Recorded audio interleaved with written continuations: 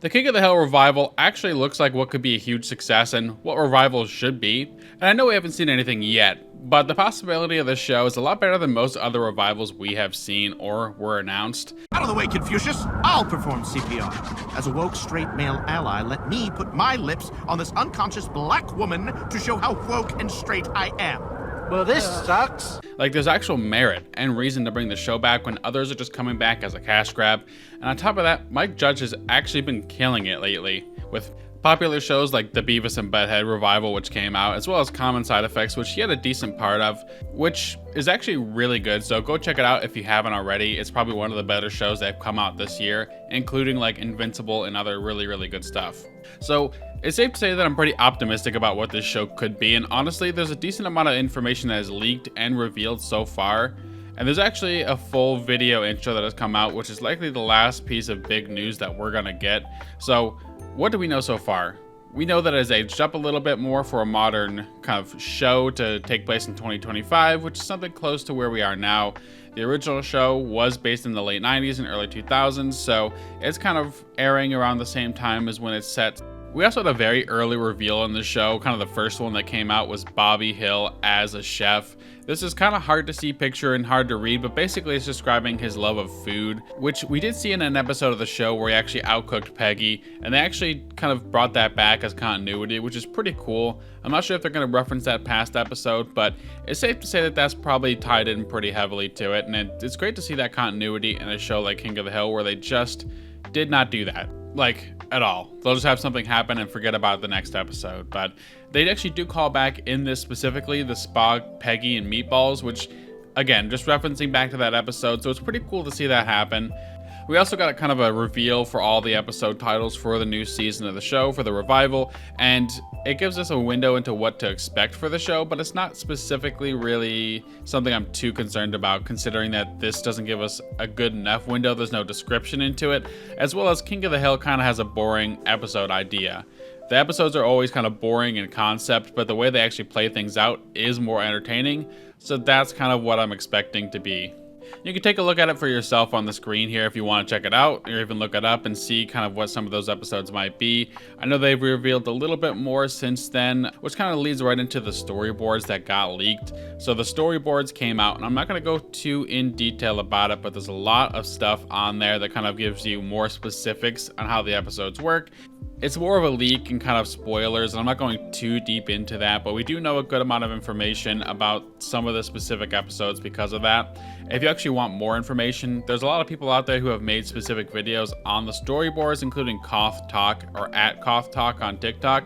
They do a lot of King of the Hill, as the name kind of implies. KOTH is King of the Hill, so they do all of that coverage, deep dives, all that kind of stuff, so definitely check them out as well. Now, outside of that, we also did get another more recent kind of reveal from the actual show officially, where they show a poster for the show showing off a lot of more modern stuff with the characters, like Megalo Eats, which is obviously just an Uber Eats copy.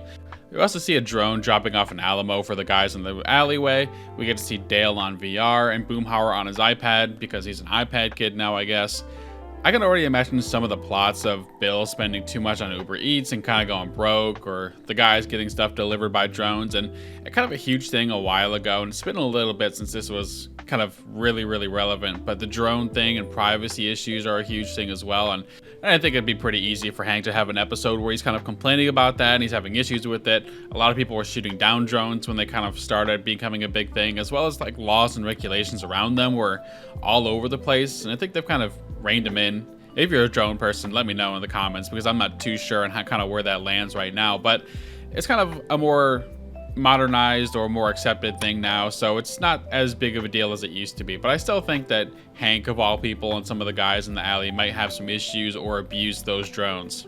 Now, everything I just kind of said is all hypothetical. That's not all guaranteed to have happened in the show or going to happen, but the fact that the idea of kind of a drone and anything in general for modern technology, there's a lot to work with there that I can just already imagine struggling with it, being mad about it, just having general issues with it. I think it's really, really good, and actually a very good direction for the show. And it gives it kind of a purpose. It gives it a reason to exist, which a lot of shows just don't have. I mean, just seeing Hank struggle with something like a password or using a smartphone or an Alexa or something like that. I think all of that stuff is very good ideas, and I'd love to see that kind of show and episode take place. That we already kind of know how Hank acts, and just seeing that is so exciting, honestly. Now, I'll tell you what. That sounds like a good episode, sounds like a good show, sounds like good ideas, and straight down to earth as the show kind of always was. And I think they will be successful in modernizing the show. More of a positive thing rather than reviving it and then just kind of ruining that IP. Again, especially because of the original Beavis and Butthead came back, got revived, and actually did very well for itself. So there's already history of his shows coming back in a revival and doing actually pretty solid and having a good season. So it just kind of really conveys itself well to come into a more modern era for this show. And I'm honestly super excited because of the fact that it is going to be Mike Judge, who has had more recent and modern shows that do well, revivals that do well, and just generally he does good stuff that we're going to actually see King of the Hill come back and be a worthy show of watching rather than just let's cash grab on this. Honestly, just thinking about the show, I'm super excited. And there even was a more recent major reveal that they showed the entirety of the intro for the show, which shows a lot of more details that we kind of didn't know.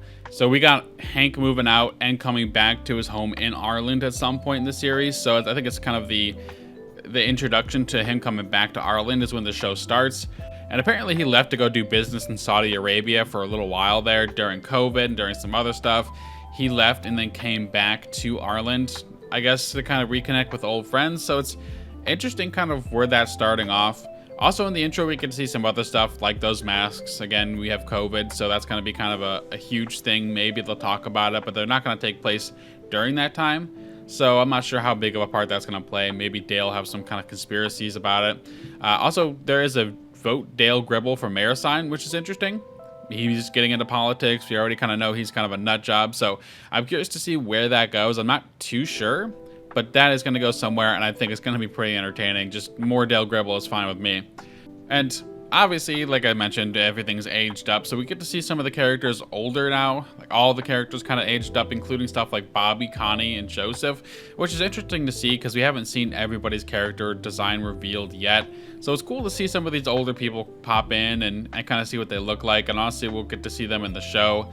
Honestly, if you watch this intro, which you should go through and watch it and pause like 100 times because there's a lot to catch in this intro, there is a lot more to talk about and a lot more to look at and do.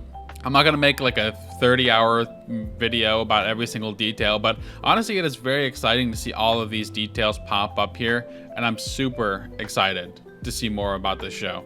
Now, quick addition here as well, because while making this video, it's super sad to hear that the actor for John Redcorn, Jonathan Joss, passed away not too far off of where they announced the show, so it's crazy the timing.